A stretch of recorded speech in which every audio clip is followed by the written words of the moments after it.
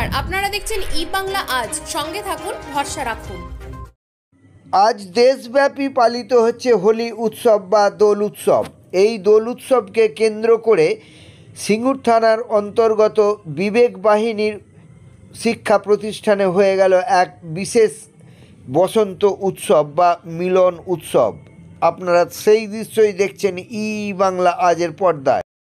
এই বিবেক বাহিনীর উদ্যোগে হয়ে গেল নৃত্য অনুষ্ঠান এবং জিমন্যাস্টিক এবং গান আবৃত্তি ইত্যাদি নানা অনুষ্ঠান। নৃত্য অনুষ্ঠানটি এখানকার স্থানীয় মানুষের মধ্যে বিশেষ আলোড়ন সৃষ্টি করেছে। এই প্রতিষ্ঠানটি খুব বেশি দিনের না হলেও এলাকার মধ্যে নাম করেছে বিবেক বাহিনী। প্রতিটি মানুষের মুখেই বিবেক বাহিনীর নানান অনুষ্ঠানের কথা জানা গেল। শুধুমাত্র ছাত্রছাত্রীরাই যে এখানে উপস্থিত ছিলেন তা নয়, এলাকার বিশিষ্ট মানুষজনেরাও উপস্থিত ছিলেন এবং অভিভাবকরাও ছিলেন এই অনুষ্ঠানকে কেন্দ্র করে। উপস্থিত ছিলেন এলাকাবাসীর বেশ কিছু গণ্যমান্য ব্যক্তি।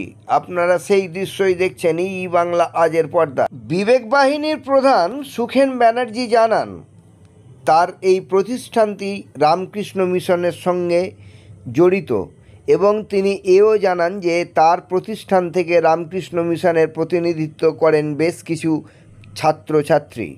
আপনারা দেখছেন ই বাংলা আজ। সিঙ্গুর থেকে সঞ্জয় গোস্বামীর প্রতিবেদন।